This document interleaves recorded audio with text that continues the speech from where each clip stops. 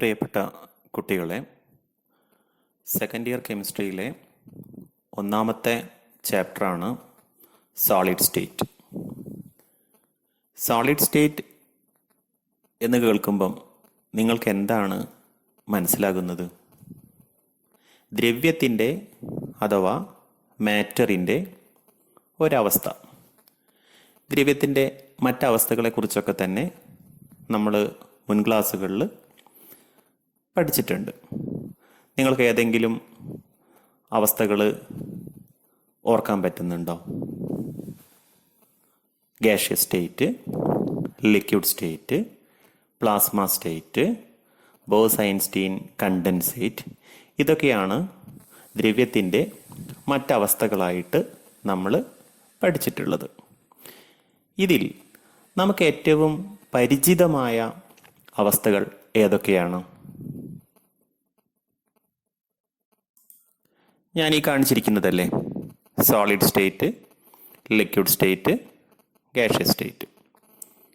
ഇതിൽ ലിക്വിഡ് സ്റ്റേറ്റിനെ കുറിച്ചും ഗ്യാഷ്യസ് സ്റ്റേറ്റിനെ കുറിച്ചും നമ്മൾ ധാരാളം കാര്യങ്ങൾ മുൻ ക്ലാസ്സുകളിൽ, പ്രത്യേകിച്ച് കഴിഞ്ഞ വർഷം ഫസ്റ്റ് ഇയർ കെമിസ്ട്രിയിൽ നമ്മൾ സ്റ്റേറ്റ്സ് ഓഫ് മാറ്റർ എന്ന് പറയുന്ന ചാപ്റ്ററിൽ മനസ്സിലാക്കിയിട്ടുണ്ട്. ഈ വർഷം നമ്മൾ ഡിസ്കസ് ചെയ്യാൻ പോകുന്നത് സോളിഡ് സ്റ്റേറ്റിനെ കുറിച്ചാണ്. ഇതുമായി ബന്ധപ്പെട്ട് നമുക്ക് കടന്നു പോകേണ്ട കാര്യങ്ങളാണ് നിങ്ങൾക്ക് ഇവിടെ കാണാൻ പറ്റുന്നത്. Classification of solids, crystal lattice, close packing in solids, calculations involving unit cell dimensions, imperfections in solids, properties of solids. ഇത്രയും കാര്യങ്ങളാണ് നമുക്ക് ഈ ചാപ്റ്ററിൽ മനസ്സിലാക്കാനുള്ളത്. ഇനി എന്താണ് ഒരു സോളിഡ് എന്ന് പറഞ്ഞാൽ നമുക്ക് മനസ്സിലാവുക? അല്ലെങ്കിൽ ഒരു സോളിഡിൻ്റെ പ്രത്യേകത എന്തൊക്കെയാണ്? കുറേ കാര്യങ്ങൾ നിങ്ങൾക്ക് പറയാൻ പറ്റും. അതിൽ ചില കാര്യങ്ങൾ ഞാനിവിടെ നിങ്ങൾക്ക് വേണ്ടിയിട്ട് സൂചിപ്പിക്കാം.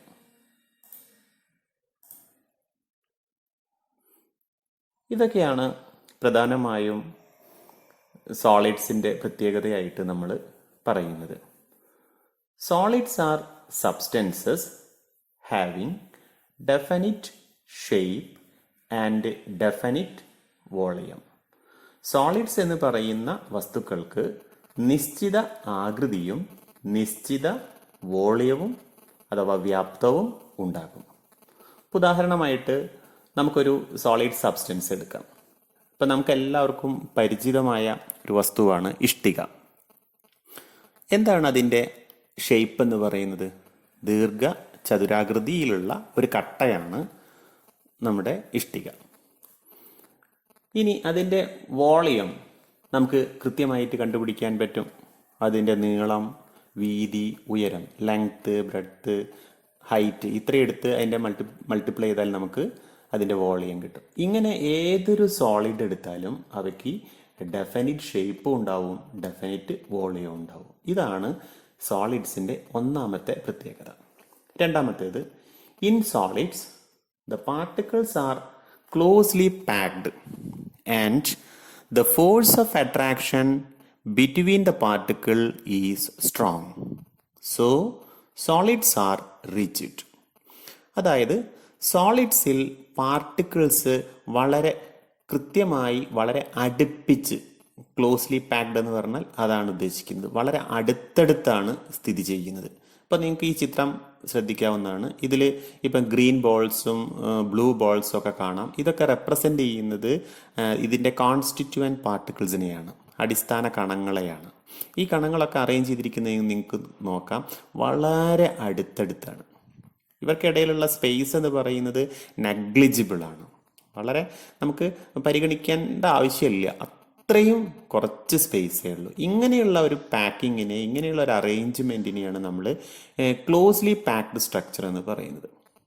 ഇങ്ങനെയുള്ള ഒരു സ്ട്രക്ചർ ഉണ്ടാവാൻ കാരണം ഈ പാർട്ടിക്കിൾസിൻ്റെ ഇടയിലുള്ള അട്രാക്റ്റീവ് ഫോഴ്സ് ഭയങ്കര സ്ട്രോങ് ആണ്. സ്ട്രോങ് അട്രാക്റ്റീവ് ഫോഴ്സാണ് ഇവർക്ക് ഇടയിലുള്ളത്. ഇങ്ങനെ സ്ട്രോങ് അട്രാക്റ്റീവ് ഫോഴ്സ് ഉള്ളത് കൊണ്ട് ഈ പാർട്ടിക്കിൾസിന് ഇവിടെ നിന്ന് അനങ്ങാനേ പറ്റൂല. ഇവയ്ക്ക് ഇവിടെ നിന്നൊരു ട്രാൻസ്ലേഷണൽ മോഷൻ അല്ലെങ്കിൽ ഒരു ഡിസ്പ്ലേസ്മെൻറ്റ് സാധ്യമല്ല. ഇവയ്ക്ക് ആകെ സാധ്യമായിട്ടുള്ളത് വൈബ്രേഷണൽ മോഷൻ മാത്രമാണ്. അതുകൊണ്ട് എല്ലാ സോളിഡ്സും എങ്ങനെയാണ്? റിജിഡാണ്, ഉറപ്പുള്ളതാണ്, ദൃഢമാണ്. ഇനി നമുക്ക് അടുത്ത പോയിന്റ് നോക്കാം. Their constituent particles, atoms, molecules, ions, have fixed positions and can only vibrate about their mean position. ഞാനിത് പറഞ്ഞു കഴിഞ്ഞത് തന്നെയാണ്. ഇവിടെയുള്ള പാർട്ടിക്കിൾസ്, ഈ പാർട്ടിക്കിൾസ് ആറ്റംസ് ആവാം, മോളിക്യൂൾസ് ആവാം, അയോൺസ് ആവാം, ഇവയ്ക്കൊക്കെ തന്നെ ഒരു നിശ്ചിത സ്ഥാനമുണ്ട്. ഇപ്പോൾ ഈ ഒരു ഗ്രീൻ പാർട്ടിക്കിൾ ആണെങ്കിൽ ഇത് ഇവിടെ തന്നെയാണ് എല്ലാ സമയത്തും. ഇതിന് മറ്റൊരു സ്ഥലത്തേക്ക് പോകാനേ പറ്റില്ല. ഇതിന് ആകെ കഴിയുക ഇവിടെ നിന്നുകൊണ്ട് അതിനിങ്ങനെ വൈബ്രേറ്റ് ചെയ്യാൻ പറ്റും. ഇപ്പം വേണമെങ്കിൽ വൈ ആക്സിസിൽ വൈബ്രേറ്റ് ചെയ്യാം, മറ്റാണെങ്കിൽ എക്സ് ആക്സിസിൽ വൈബ്രേറ്റ് ചെയ്യാം, സെഡ് ആക്സിസിൽ വൈബ്രേറ്റ് ചെയ്യാം. ഇങ്ങനെയുള്ളൊരു വൈബ്രേഷണൽ മോഷൻ അല്ലാതെ ട്രാൻസ്ലേഷണൽ അല്ലെങ്കിൽ ഡിസ്പ്ലേസ്മെൻറ്റ് മോഷൻ ഇതിന് സാധ്യമല്ല. അതുകൊണ്ടാണ് സോളിഡ്സിന് ഡെഫിനിറ്റ് ഷേപ്പും ഡെഫിനിറ്റ് വോളിയവും റിജിഡിറ്റിയും എല്ലാം ഉണ്ടാകുന്നത്. ഇതൊക്കെയാണ് സോളിഡ് സ്റ്റേറ്റിൻ്റെ പ്രധാനപ്പെട്ട പ്രോപ്പർട്ടീസ്. ഇനിയും നമുക്ക് ഒരുപാട് പ്രോപ്പർട്ടീസ് പഠിക്കാനുണ്ട്. അതൊക്കെ തന്നെ നമ്മൾ തുടർന്ന് വരുന്ന ക്ലാസ്സുകളിൽ വിശദമായിട്ട് ചർച്ച ചെയ്യും. ഇനി നമുക്ക് ഇതിൻ്റെ ക്ലാസിഫിക്കേഷനിലേക്ക് പോവാം. ക്ലാസിഫിക്കേഷൻ എന്ന് പറഞ്ഞാൽ തരംതിരിക്കൽ. സോളിഡ്സിന് നമുക്ക് പല രീതിയിൽ തരംതിരിക്കാം. ഉദാഹരണമായിട്ട് ഉറപ്പ് കൂടിയത്, ഉറപ്പ് കുറഞ്ഞത്, നിറമുള്ളത്, നിറമില്ലാത്തത്, മണമുള്ളത്, മണമില്ലാത്തത്, രുചിയുള്ളത്, രുചിയില്ലാത്തത്, ഇങ്ങനെയൊക്കെ നമുക്ക് തരംതിരിക്കാം. പല തരംതിരിക്കലുകളുണ്ട്. പക്ഷെ നമ്മളിവിടെ പരിഗണിക്കുന്നത് ഒരു പ്രത്യേക ഇനം തരംതിരിക്കലാണ്, അല്ലെങ്കിൽ ഒരു പ്രത്യേക സംഗതിയെ അടിസ്ഥാനമാക്കിയാണ് നമ്മൾ തരംതിരിക്കുന്നത്. ഇപ്പോൾ ഇവിടെ നിങ്ങൾക്ക് കാണാം അത് എന്താണെന്നുള്ളത്. On the basis of orderly arrangement of particles, solids can be classified into two: crystalline solids and amorphous solids. എന്താണ് ഇപ്പോൾ ഇവിടെ പറഞ്ഞിരിക്കുന്ന കാര്യം? ഒരു സോളിഡിൽ അതിൽ പാർട്ടിക്കിൾസ് എങ്ങനെയാണ് അറേഞ്ച് ചെയ്തിരിക്കുന്നത് എന്നതിൻ്റെ അടിസ്ഥാനത്തിൽ നമുക്ക് സോളിഡ്സിനെ രണ്ടായിട്ട് തിരിക്കാം: ക്രിസ്റ്റലൈൻ സോളിഡ്സ് എന്നും അമോർഫസ് സോളിഡ്സ് എന്നും. അപ്പോൾ ഇതിൻ്റെ പാർട്ടിക്കിൾസിലുള്ള അറേഞ്ച്മെൻറ്റിലെ വ്യത്യാസം നമുക്ക് അടുത്ത ചിത്രത്തിൽ കാണാം. നിങ്ങൾക്ക് കാണാൻ പറ്റുന്നുണ്ട്. ഇതാണ് ക്രിസ്റ്റലൈൻ സോളിഡ്സിൻ്റെ പാർട്ടിക്കിൾ അറേഞ്ച്മെൻറ്റ്. ഇതാണ് അമോർഫസ് സോളിഡിൻ്റെ പാർട്ടിക്കിൾ അറേഞ്ച്മെൻറ്റ്. ഇവിടേക്ക് നോക്കിയാൽ നിങ്ങൾക്ക് കാണാം പാർട്ടിക്കിളെല്ലാം തന്നെ വളരെ കൃത്യമായി ഒരു സ്ഥലത്ത് ഇങ്ങനെ അറേഞ്ച് ചെയ്തിരിക്കുകയാണ്. ഇവർക്കിടയിലുള്ള സ്പേസൊക്കെ വളരെ കുറവാണ്. എന്നാൽ അതല്ല ഇവിടുത്തെ സ്ഥിതി. ഇവിടെ അത്ര ഒരു റെഗുലർ അറേഞ്ച്മെന്റ് നിങ്ങൾക്ക് കാണാൻ പറ്റുന്നില്ല. അല്പം ഇറഗുലാരിറ്റി ഉണ്ട്. ഇങ്ങനെ ഇറഗുലാരിറ്റി ഉള്ള സോളിഡ്സിനെ അമോർഫസ് എന്നും, എന്നാൽ വളരെ റെഗുലർ അറേഞ്ച്മെന്റ് പാർട്ടിക്കിൾസിലുള്ള സോളിഡ്സിനെ നമ്മൾ ക്രിസ്റ്റലൈൻ സോളിഡ്സ് എന്നും വിളിക്കും. അപ്പം ഇതാണ് നമുക്ക് സോളിഡ്സിൻ്റെ ക്ലാസിഫിക്കേഷനുമായിട്ട് ബന്ധപ്പെട്ട് പഠിക്കാനുള്ളത്. ഇനി നമ്മൾ വിശദമായിട്ട് ആദ്യം പഠിക്കാൻ പോകുന്നത് ക്രിസ്റ്റലൈൻ സോളിഡ്സിനെ കുറിച്ചാണ്. അപ്പം അതിനെ സംബന്ധിച്ചുള്ള കുറച്ച് കാര്യങ്ങൾ ഇവിടെ എഴുതി വെച്ചിട്ടുണ്ട്. നിങ്ങൾക്കൊന്ന് വായിച്ചു നോക്കാം. In these solids the constituent particles have A well ordered arrangement through out the solid. That is they have A long range order. എന്താണ് ഇങ്ങനെ പറഞ്ഞാൽ നമ്മൾ മനസ്സിലാക്കേണ്ടത്? നമുക്ക് അതിൻ്റെ ചിത്രം ഒന്നുകൂടെ കാണാം. ഇവിടെ നിങ്ങൾക്ക് നോക്കിയാൽ കാണാം ഈ ഒരു സോളിഡ് സിസ്റ്റത്തിൻ്റെ ഏത് ഭാഗത്ത് നോക്കിയാലും പാർട്ടിക്കിൾസ് ഒരേപോലെയാണ് അറേഞ്ച് ചെയ്തിരിക്കുന്നത്. എല്ലായിടത്തും ഒരേപോലെ. ഇതിൻ്റെ ഈ ഒരു ഏരിയ എടുത്താൽ, ഈ ഒരു കോർണർ എടുത്താൽ, ഇവിടെയുള്ള അറേഞ്ച്മെൻറ്റ് തന്നെയാണ് ഈ കോർണറിലുള്ളത്, ഈ മിഡിൽ പോർഷനിലുള്ളത്. ഇങ്ങനെ ഒരു സോളിഡിൻ്റെ എല്ലായിടത്തും പാർട്ടിക്കിൾസ് ഒരേപോലെ അറേഞ്ച് ചെയ്തിരിക്കുന്നുവെങ്കിൽ അത്തരം സോളിഡ്സിനെയാണ് നമ്മൾ ക്രിസ്റ്റലൈൻ സോളിഡ്സ് എന്ന് പറയുക. അങ്ങനെയുള്ള ഒരു അറേഞ്ച്മെൻറ്റ് വിശേഷിപ്പിക്കുന്നതാണ് എന്ത്? Long range order. അതാണ് ലോങ് റേഞ്ച് ഓർഡർ കൊണ്ട് ഉദ്ദേശിക്കുന്നത്, എല്ലായിടത്തും ഒരേപോലെ. മറ്റൊരു പ്രത്യേകത, they consist of large number of small crystals. അതിനുള്ളിൽ നമുക്ക് സൂക്ഷ്മമായിട്ട് മൈക്രോസ്കോപ്പിക് ലെവലിൽ നമ്മൾ നോക്കുകയാണെങ്കിൽ അതിനുള്ളിൽ സ്മോൾ ക്രിസ്റ്റൽസ് കാണാൻ പറ്റും. ആ ക്രിസ്റ്റലൈൻ സ്ട്രക്ചറിനെ കുറിച്ചൊക്കെ നമ്മൾ വിശദമായിട്ട് തുടർന്ന് വരുന്ന ക്ലാസ്സുകളിൽ ഡിസ്കസ് ചെയ്യുന്നതാണ്. ഇപ്പം നിങ്ങൾ ആ ടേം ഒന്ന് ഓർത്ത് വെച്ചാൽ മാത്രം മതി. അടുത്ത point, they have A definite geometrical shape, melting point or heat of fusion et cetera. ഇവയ്ക്ക് ഒരു നിശ്ചിത ആകൃതി ഉണ്ടായിരിക്കും. നമ്മൾ മുൻപ് പറഞ്ഞു കഴിഞ്ഞു തന്നെയാണ് ഇവയുടെ മെൽറ്റിംഗ് പോയിന്റ് എന്ന് പറയുന്നത് വളരെ ഡെഫിനിറ്റ് ആയിരിക്കും. ഇപ്പോൾ 80°C എന്ന് പറഞ്ഞാൽ 80°C തന്നെ ആയിരിക്കും. അല്ലാതെ അതിന് അങ്ങോട്ടോ ഒരു ചില സമയത്ത് 81 കാണിക്കുക, മറ്റേ സമയത്ത് 79 കാണിക്കുക, അങ്ങനെയില്ല. കൃത്യമായ ഒരു മെൽറ്റിംഗ് പോയിന്റ് ഏതൊരു ക്രിസ്റ്റലൈൻ സോളിഡിനും ഉണ്ടായിരിക്കും. അതിനുള്ള എക്സാമ്പിൾസ് ആണ് അടുത്ത പോയിന്റ് ആയിട്ട് കൊടുത്തിട്ടുള്ളത്. Quartz, diamond, graphite, fullerene, sodium chloride, copper sulphate, naphthalene, silicon carbide. ഇത്രയുമാണ് ഇതിന് ഇവിടെ നൽകിയിട്ടുള്ള എക്സാമ്പിൾസ്. ഇനിയും നമുക്ക് ആയിരക്കണക്കിന് ക്രിസ്റ്റലൈൻ സബ്സ്റ്റൻസിന് നമുക്ക് നിത്യജീവിതത്തിൽ കണ്ടെത്താൻ വേണ്ടിയിട്ട് പറ്റും. ഇനി നമ്മൾ ഡിസ്കസ് ചെയ്യുന്നത് ഈ ക്രിസ്റ്റലൈൻ സോളിഡ്സിൻ്റെ ക്ലാസിഫിക്കേഷനാണ്. ഒന്ന് നിങ്ങൾക്ക് വായിച്ചു നോക്കാം. ഇവിടെയും ക്ലാസിഫിക്കേഷൻ ഒരു അടിസ്ഥാനമുണ്ട്, ഒരു ബേസ് ഉണ്ട്. എന്താണ് ആ അടിസ്ഥാനം? On the basis of nature of particles and binding force between the particles, crystalline solids are classified into 4 types. They are molecular solids, ionic solids, metallic solids and covalent solids. അതായത് ഇവിടുത്തെ നമ്മുടെ ക്ലാസിഫിക്കേഷൻ്റെ base എന്ന് പറയുന്നത് പാർട്ടിക്കിൾസിൻ്റെ നേച്ചറും, ഏതിനം പാർട്ടിക്കിളാണ്, ആറ്റമാണോ, അയോണാണോ, മോളിക്യൂളാണോ, മറ്റെന്തെങ്കിലും ആണോ, ഇങ്ങനെയുള്ള nature. മറ്റൊന്ന് ആ പാർട്ടിക്കിൾസിനെ ഒന്നിച്ച് നിർത്തുന്ന ബൈൻഡിങ് ഫോഴ്സ് ഓഫ് അട്രാക്ഷൻ. ഈ കാര്യങ്ങളെ അടിസ്ഥാനമാക്കിയിട്ട് നമ്മൾ ക്രിസ്റ്റലൈൻ സോളിഡ്സിനെ 4ആയിട്ട് തിരിക്കുകയാണ്. Molecular solids, ionic solids, metallic solids and covalent solids. ഇനി നമുക്കിതിൽ ഓരോന്നിനെയും നമുക്ക് പരിചയപ്പെടാം. ആദ്യമായിട്ട് molecular solids. In molecular solids the constituent particles are molecules. ഈ പേര് സൂചിപ്പിക്കുന്നത് പോലെ തന്നെയാണ് മോളിക്കുലർ സോളിഡ്സ് എന്ന് പറഞ്ഞാൽ അവിടുത്തെ കോൺസ്റ്റിറ്റ്യൂവന്റ് പാർട്ടിക്കിൾസ് ആരാണ്? മോളിക്യൂൾസ് ആണ്. ഇനി അവയെ നമ്മൾ വീണ്ടും 3ആയിട്ട് തിരിക്കുന്നുണ്ട്. These are further subdivided into 3. What are them? Non-polar molecular solids, polar molecular solids, and last one is hydrogen bonded molecular solids.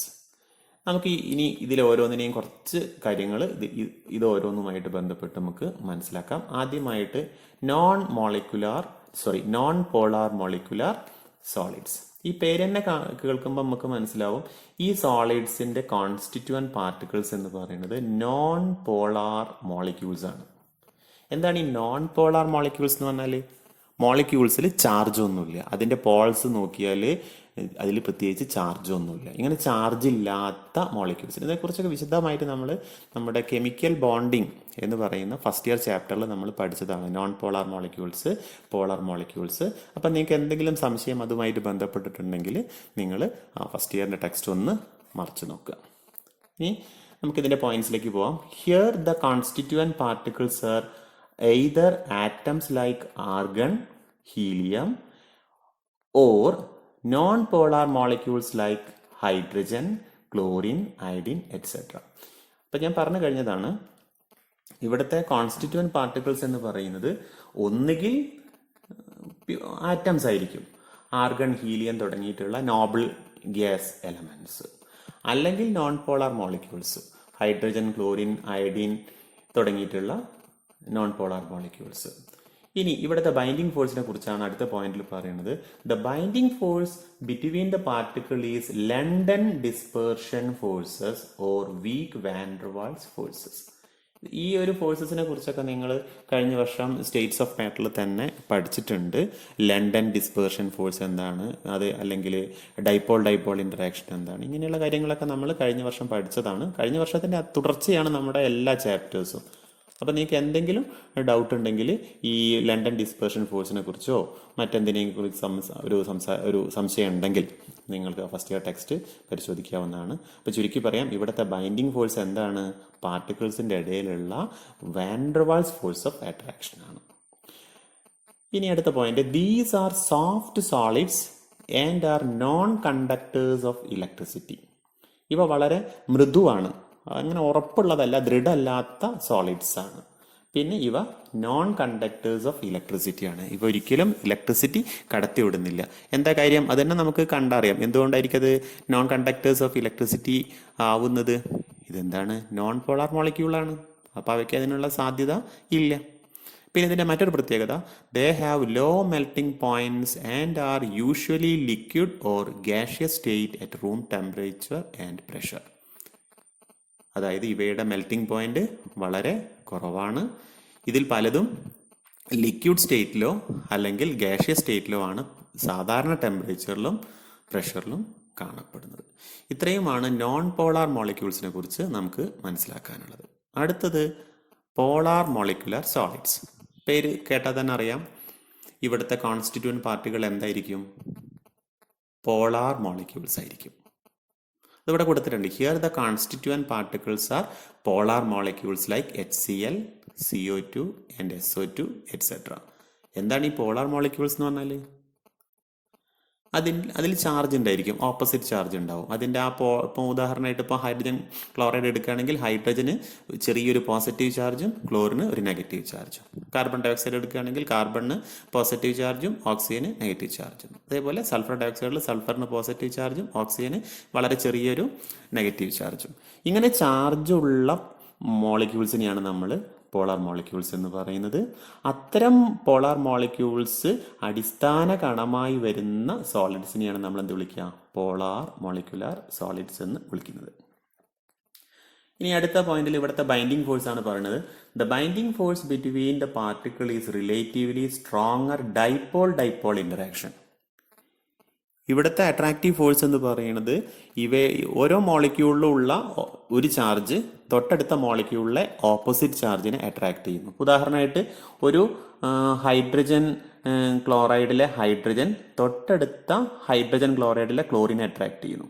അതേപോലെ ഈ ക്ലോറിൻ നെഗറ്റീവ് ചാർജ് ഉള്ളത് കൊണ്ട് തൊട്ടടുത്ത ഹൈഡ്രജൻ ക്ലോറൈഡിലെ ഹൈഡ്രജനെ പോസിറ്റീവ് ചാർജുള്ള ഹൈഡ്രജൻ അട്രാക്ട് ചെയ്യുന്നു. അങ്ങനെയുള്ള ഇതിനെയാണ് നമ്മൾ ഡൈപോൾ ഇന്ററാക്ഷൻ എന്ന് വിളിക്കുന്നത്. ഇവയും സോഫ്റ്റ് ആണ്, നോൺ കണ്ടക്ടേഴ്സ് ഓഫ് ഇലക്ട്രിസിറ്റി ആണ്. ഇവയുടെ മെൽറ്റിംഗ് പോയിന്റ് നമ്മുടെ നോൺ പോളാർ മോളിക്കുലർ സോളിഡ്സിനേക്കാളും അല്പം കൂടുതലാണ്. അടുത്ത point, most of them are gases or liquids at room temperature and pressure. അപ്പോൾ ഇതിലൊക്കെ നമ്മൾ കാര്യമായിട്ട് ഓർത്ത് വെക്കേണ്ട കാര്യങ്ങൾ, ഇതിന്റെ കോൺസ്റ്റിറ്റ്യൂവന്റ് പാർട്ടിക്കിൾസ് എന്താണ്, ബൈൻഡിങ് ഫോഴ്സ് എന്താണ്, ഇങ്ങനെയുള്ള കാര്യങ്ങളാണ് നമ്മൾ കാര്യമായിട്ട് ഓർക്കേണ്ടത്. അടുത്തത് എന്താണ്? Hydrogen bonded molecular solids. ഇവിടെയും കോൺസ്റ്റിറ്റ്യൂവന്റ് പാർട്ടിക്കിൾസ് പോളാർ മോളിക്യൂൾസ് ആണ്.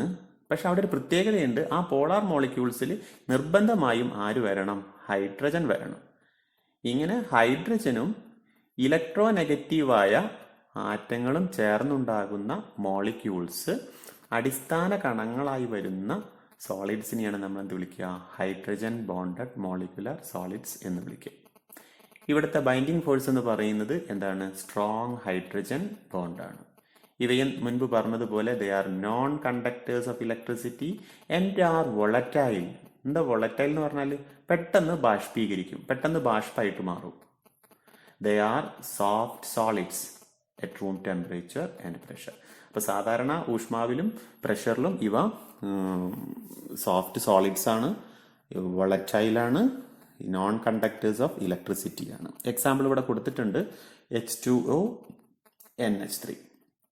അപ്പോൾ ഇത്രയുമാണ് നമ്മുടെ മോളിക്കുലാർ സോളിഡ്സിൽ നമുക്ക് പഠിക്കാനുള്ളത്. അപ്പോൾ ഇവിടെയൊക്കെ തന്നെ മോളിക്കുലാർ സോളിഡ്സിന്റെ സബ് ഡിവിഷൻസ് ഒന്ന് നിങ്ങൾ ഓർത്ത് വയ്ക്കണം. അടുത്തത് അയോണിക് സോളിഡ്സ്. പേര് സൂചിപ്പിക്കുന്നത് പോലെ here the constituent particles R ions. ഇവിടുത്തെ അടിസ്ഥാന കണങ്ങൾ ആരാണ്? അയോൺസ് ആണ്. അതുകൊണ്ടാണ് ഇതിനെന്ത് വിളിക്കുന്നത്? അയോണിക് സോളിഡ്സ് എന്ന് വിളിക്കുന്നത്. ഇനി the binding force between the particle is strong electrostatic force of attraction. ഇവിടുത്തെ പാർട്ടിക്കിൾസിനെ തമ്മിൽ ബൈൻഡ് ചെയ്യുന്ന, ഒരുമിച്ച് നിർത്തുന്ന ഫലം എന്ന് പറയുന്നത് എന്താണ്? അയോണിക് ബോണ്ടിങ് ആണ്. അയോൺസ് ആയതുകൊണ്ട് അവിടെ ഉണ്ടാകുന്ന ബോണ്ടാണ് എന്ത്? Ionic bonding. ഇതിനെക്കുറിച്ചൊക്കെ നമ്മൾ വിശദമായിട്ട് മുൻപ് ചർച്ച ചെയ്തതാണ്, അതുകൊണ്ട് ഞാൻ അതിലേക്കൊന്നും പോകുന്നില്ല. They are hard and brittle and have high melting and boiling point. ഇവ നല്ല ഉറപ്പുള്ളതാണ്, ദൃഢമാണ്, പിന്നെ നല്ല ഉയർന്ന ബോയിലിംഗ് പോയിന്റും മെൽറ്റിംഗ് പോയിന്റും ഉള്ളതാണ്. They are electrical insulators in solid state. Since the ions are not free to move about, but in the molten or solution state, the ions become free to move about and they conduct electricity. ഈ കാര്യം നമ്മൾ അല്പം ഒന്ന് ഓർത്ത് വെക്കേണ്ടതാണ്. ഈ ionic solids അവയുടെ എന്താ പറയുക സോളിഡ് സ്റ്റേറ്റിൽ ഖരാവസ്ഥയിൽ ഇലക്ട്രിസിറ്റി കടത്തിവിടില്ല. എന്താ കാര്യം വെച്ചാൽ അതിലുള്ള അയോൺസ് മൊബിലിറ്റി ഇല്ല, അതിന് ചലിക്കാനുള്ള ശേഷിയില്ല. കാരണം നമ്മൾ കുറച്ച് മുൻപ് പഠിച്ചതാണ്, സോളിഡ്സിൽ ഓരോ പാർട്ടിക്കിളിലും നിശ്ചിത സ്ഥാനമുണ്ട്. അവയ്ക്ക് വൈബ്രേറ്റ് ചെയ്യാന്നല്ലാതെ ഒരിക്കലും ഒരു ട്രാൻസ്ലേഷണൽ അല്ലെങ്കിൽ ഒരു ഡിസ്പ്ലേസ്മെന്റ് മോഷൻ അതിന് സാധ്യമല്ല സോളിഡ് സ്റ്റേറ്റിൽ. ഇവിടെ അത് തന്നെയാണ്, ഈ അയോണിക് സോളിഡ്സിൽ അങ്ങനെ തന്നെയാണ്. ഇവിടെയുള്ള അയോൺസിന് ഒരിക്കലും മൂവ് ചെയ്യാനുള്ള സാധ്യതയില്ല. അതുകൊണ്ട് തന്നെ സോളിഡ് സ്റ്റേറ്റിൽ ഇവ ഇലക്ട്രിസിറ്റി കടത്തിവിടുന്നില്ല. പക്ഷെ മോൾട്ടൺ സ്റ്റേറ്റ് എന്ന് പറഞ്ഞാൽ ഉരുകിയ അവസ്ഥയിൽ അല്ലെങ്കിൽ സൊല്യൂഷൻ എന്ന് പറഞ്ഞാൽ ഇത് ഏതെങ്കിലും ഒരു സോൾവെന്റിൽ ഡിസോൾവ് ചെയ്ത അവസ്ഥ, ഈ രണ്ടവസ്ഥയിലും അയോൺസിന് മൊബിലിറ്റി ഉണ്ട്. അവയ്ക്ക് they are free to move, അവയ്ക്ക് മൂവ് ചെയ്യാൻ പറ്റും. അങ്ങനെ മൂവ് ചെയ്യാൻ പറ്റുമ്പോൾ അവയ്ക്ക് എന്ത് ചെയ്യാൻ പറ്റും? ഇലക്ട്രിസിറ്റി കണ്ടക്ട് ചെയ്യാൻ പറ്റും. ഇതാണ് ആ ഒരു സെൻറ്റൻസിൽ കൊടുത്തിട്ടുള്ളത്. ഇതിനുള്ള എക്സാമ്പിൾസ് ആണ് sodium chloride, potassium chloride, calcium chloride തുടങ്ങിയിട്ടുള്ള സാധനങ്ങൾ. അടുത്തതാണ് മെറ്റാലിക് സോളിഡ്സ്. അപ്പോൾ പേര് സൂചിപ്പിക്കുന്നത് തന്നെയാണ്, ഈ മെറ്റാലിക് സോളിഡ്സ് എന്നാൽ ഇതിൻ്റെ കോൺസ്റ്റന്റ് പാർട്ടിക്കിൾസ് ആരായിരിക്കും? Metal atoms. They contain a large number of metal ions which are surrounded by a sea of electrons. ഇത് മെറ്റൽസിൻ്റെ ഒരു പ്രത്യേകതയാണ്. മെറ്റൽസിൽ അതിൻ്റെ ഇലക്ട്രോൺസ് എന്ന് പറഞ്ഞാൽ വളരെ ഫ്രീ ആണ്. അതുകൊണ്ട് അവ ഇങ്ങനെ അതിൻ്റെ ഒരു മെറ്റലിൽ ഇങ്ങനെ ഒഴുകി പരന്ന് കിടക്കുകയാണ്. അതിനുള്ളിൽ ഒരു മെറ്റലിൻ്റെ ന്യൂക്ലിയസിനോട് ചേർന്ന ഇലക്ട്രോൺസും ഇങ്ങനെ മുങ്ങിക്കിടക്കുന്നതായിട്ടാണ് നമ്മൾ പറയുന്നത്. അതാണ് അവിടെ സൂചിപ്പിച്ചത്. They contain a large number of metal ions which are surrounded by a sea of electrons. ഇത് മെറ്റൽസിൻ്റെ ഒരു പൊതുസ്ഥിതിയാണ്.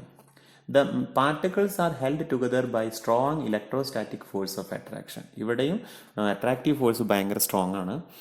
അതായത് ഇലക്ട്രോസ്റ്റാറ്റിക് ഫോഴ്സ് ഓഫ് അട്രാക്ഷൻ ആണ്. അതിന് നമ്മൾ വിളിക്കുന്ന പേരാണ് മെറ്റാലിക് ബോണ്ടിങ്.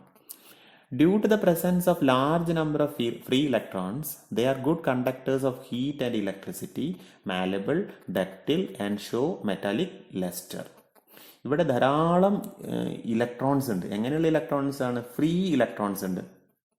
അതുകൊണ്ട് ഈ മെറ്റാലിക് സോളിഡ്സ് എല്ലാം തന്നെ നല്ല ഇലക്ട്രിസിറ്റി കണ്ടക്ടേഴ്സ് ആണ്. ഇലക്ട്രിസിറ്റി മാത്രമല്ല കേട്ടോ, ഹീറ്റിൻ്റെയും നല്ല കണ്ടക്ടേഴ്സ് ആണ്. പിന്നെ അവ മാലബിൾ ആണ്. എന്താ മാലബിൾ എന്ന് പറഞ്ഞാൽ? നമ്മൾ മുൻപ് പഠിച്ചതാണ്. മാലബിൾ എന്ന് പറഞ്ഞാൽ ഈ ഇത്തരത്തിലുള്ള സബ്സ്റ്റൻസിനെ നമുക്ക് അടിച്ച് പരത്തിയിട്ട് ഷീറ്റാക്കാൻ പറ്റും, നല്ല ഷീറ്റാക്കി മാറ്റാൻ പറ്റും. പിന്നെ ഇവയുടെ മറ്റൊരു പ്രത്യേകതയാണ് ദേ ആർ ഡക്റ്റിൽ എന്ന് പറഞ്ഞാൽ അവയെ നമുക്ക് വലിച്ചു നീട്ടിയിട്ട് കമ്പികളാക്കാൻ പറ്റും. ഇപ്പം ഷീറ്റാക്കാം, കമ്പികളാക്കാം. അപ്പോൾ ഷീറ്റാക്കുന്നത് കൊണ്ടാണ് നമ്മളതിനെ മാലബിൾ എന്ന് പറയുന്നത്. കമ്പികളാക്കാൻ പറ്റുന്നത് കൊണ്ടാണ് നമ്മളതിനെ ഡക്റ്റിൽ എന്ന് പറയുന്നത്. മറ്റൊരു പ്രത്യേകത ഇതിൻ്റെ മെറ്റാലിക് ലെസ്റ്റർ ആണ്. നമ്മളൊരു മെറ്റൽ എടുത്തിട്ട് അല്ലെങ്കിൽ ഒരു മെറ്റാലിക് സോളിഡ് എടുത്തിട്ട് കട്ട് ചെയ്താൽ, മുറിച്ചാൽ ആ മുറിച്ച ഭാഗം നല്ല തിളങ്ങുന്നതായിട്ട് കാണാൻ പറ്റും. ഇപ്പോൾ ഗോൾഡൊക്കെ ആണെങ്കിൽ നല്ല യെല്ലോ കളറിലാണ് കാണാം. കോപ്പർ ആണെങ്കിൽ കുറച്ചൊരു ചുവപ്പ് നിറത്തിൽ കാണും. അലൂമിനിയം ആണെങ്കിൽ സിൽവർ കളറിൽ കാണും. ഇരുമ്പാണെങ്കിലും സിൽവർ കളറിൽ കാണാൻ പറ്റും. ഈ ഒരു തിളക്കത്തെയാണ് നമ്മൾ മെറ്റാലിക് ലെസ്റ്റർ എന്ന് പറയുന്നത്. ഇതിൻ്റെ എക്സാമ്പിളാണ് എല്ലാ മെറ്റൽസും. പിന്നെ നമുക്ക് ഇനി പഠിക്കാനുള്ളത് ലാസ്റ്റ് ടൈപ്പാണ് കോവലന്റ് ഓർ നെറ്റ്വർക്ക് സോളിഡ്സ്.